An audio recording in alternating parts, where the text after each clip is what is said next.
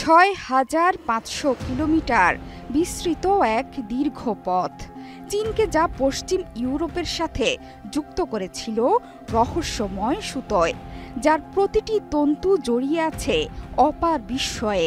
পূর্বের এশিয়া এবং পশ্চিমের ইউরোপের মধ্যে সংযোগ স্থাপনকারী ৬,৫০০ কিলোমিটার দীর্ঘ এক ঐতিহাসিক বাণিজ্য পথের ইতিহাস হাজার বছরের পুরনো। আজকের গল্প প্রাচীন সিল্ক রুট বা রেশম পথকে ঘিরেই। ১৩০ খ্রিস্টপূর্বাব্দে চীনের হান রাজবংশের আমলে পশ্চিমের দেশগুলোতে বাণিজ্যের জন্য সূচনা হয়েছিল এই সিল্ক রুটের। চীনের জিয়ান শহরে শুরু হলেও এটি চীনের পূর্ব দিকে বেইজিং ও সাংহাই এবং পূর্ব চীন সাগরের মধ্য দিয়ে পূর্ব এশিয়ার জাপান ও কোরিয়ায়ও বিস্তৃতি লাভ করেছিল।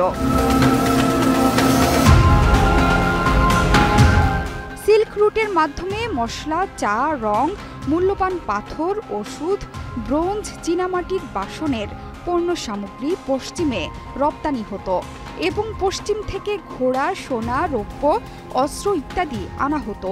তবে এক্ষেত্রে সবচেয়ে উল্লেখযোগ্য পণ্য ছিল সিল্ক বা রেশম, যা চীন থেকে ইউরোপে রপ্তানি হতো। মূলত এই বাণিজ্যকে কেন্দ্র করেই এই পথের নামকরণ করা হয়েছিল সিল্ক রুট।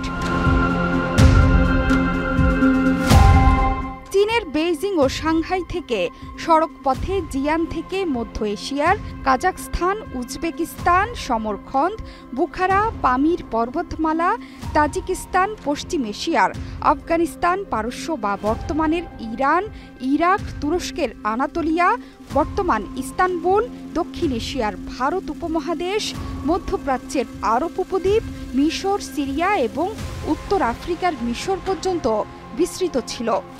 এখানে উল্লেখ্য, পশ্চিম এশিয়ার মধ্য দিয়ে যাওয়ার সময় চীনের সিল্ক রোডের কিছু শাখা এই পারস্য রয়্যাল রোডের সাথে মিলিত হয়, যা পারস্যের সুসা বর্তমান ইরান থেকে এশিয়া মাইনর বা বর্তমান তুরস্ক হয়ে ভূমধ্য সাগর পর্যন্ত চলে গিয়েছিল।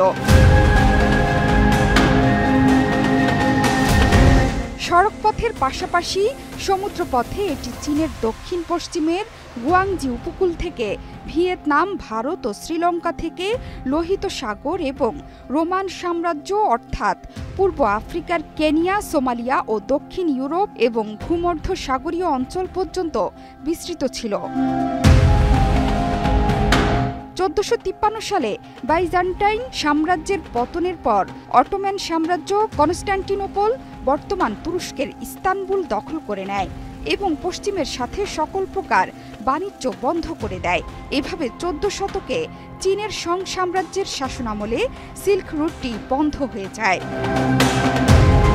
সিল্ক রুট শুধুমাত্র বাণিজ্য পথই ছিল না, বরং শিল্প, সাহিত্য, ধর্ম, সংস্কৃতি, জ্ঞান এবং চিন্তাধারা আদান প্রদানেরও অন্যতম সেতু হয়ে ওঠে।